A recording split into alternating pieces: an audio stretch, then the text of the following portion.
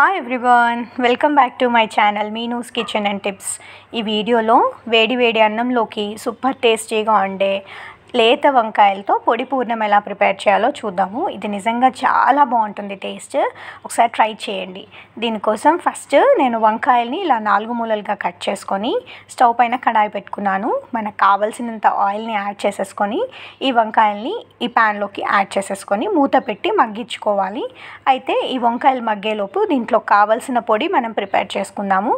ఇంకో ప్యాన్ పెట్టుకున్నాను స్టవ్ పైన. దాంట్లో 1 స్పూన్ మాత్రమే ఆయిల్ని యాడ్ చేసేసి 1 స్పూన్ మినపప్పు, 1 స్పూన్ శనగపప్పు, 2 స్పూన్ల పల్లీలు, తర్వాత 1 స్పూన్ ధనియాలు వేసేసి ఇవి కాస్త వేగనివ్వాలన్నమాట. ఇవన్నీ కాస్త లేట్గా వేగుతాయి కదా, అందుకని ఫస్ట్ యాడ్ చేశాను.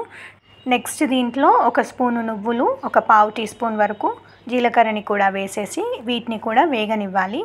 తర్వాత ఒక 3 నుంచి 4 రెబ్బల వెల్లుల్లిపాయలు, నెక్స్ట్ కొద్దిగా మాత్రమే చింతపండుని కూడా వేసేసుకొని వీటిని కూడా వేయించాలన్నమాట. ఆ వేడికి కాసేపు ఉంచి స్టవ్ ఆఫ్ చేసేయడమే.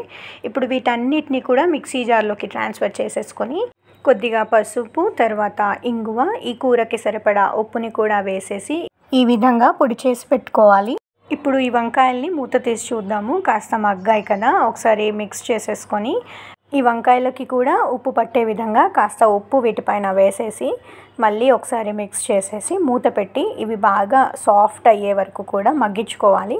ఇప్పుడు మూత పెట్టి మగ్గించుకుందాము. మళ్ళీ ఒకసారి చూద్దాము. ఇవి కాస్త సాఫ్ట్ అయ్యాయి కదా, ఒకసారి మిక్స్ చేసేసుకొని మీకు ఆయిల్ ఎక్కువగా అనిపిస్తే ఈ స్టేజ్లో ఆ ఎక్స్ట్రా ఆయిల్ అంతా కూడా తీసేసుకోండి. నేను ఇక్కడ తీసానన్నమాట ఆయిల్ని ఎక్కువ అనిపించి. నెక్స్ట్ ఇప్పుడు మనం ముందుగా మిక్సీ చేసుకున్నాం కదా, ఈ పౌడర్ని అంతా కూడా ఈ వంకాయల్లో వేసేసి బాగా కలుపుకోవాలన్నమాట. ఈ పొడిలో మనం వెల్లిపాయలు, చింతపండు వేసాం కదా, వాటి వల్ల ఈ కూరకు ఒక మంచి టేస్ట్ వస్తుంది, బాగుంటుంది టేస్ట్. ఇప్పుడు నేను దీంట్లో కసూరి మేతిని యాడ్ చేస్తున్నాను. మీ దగ్గర ఉంటే యాడ్ చేసేయండి, లేదంటే స్కిప్ చేసుకోవచ్చు. కానీ దీనివల్ల ఒక మంచి ఫ్లేవర్ వస్తుందన్నమాట. ఫైనల్గా మన టేస్ట్కి సరిపడా కారాన్ని కూడా యాడ్ చేసేసి ఈ విధంగా ఒకసారి కలిపి ఫైన్గా చాప్ చేసుకున్న కొత్తిమీరని కూడా చివరిగా వేసేసుకోవాలి. అంతే అండి, ఈ కూర రెడీ అయిపోయినట్టే. పొడి పొడిలా ఉంటుంది, గ్రేవీలా ఉండదు, కానీ చాలా బాగుంటుంది టేస్ట్. వంకాయలతో మనం ఎప్పుడు గ్రేవీ కర్రీ ప్రిపేర్ చేస్తూ ఉంటాం కదా, అలా కాకుండా ఇలా పొడి పొడిగా కూడా ఒకసారి ట్రై చేయండి. మీ ఇంట్లో వాళ్ళందరికీ బాగా నచ్చుతుంది. ఈ వీడియో నచ్చితే మాత్రం లైక్ చేయడం మర్చిపోవద్దు. మరిన్ని మంచి మంచి రెసిపీస్ కోసం please like, share and subscribe to my channel Meenu's kitchen and tips. Thanks for watching.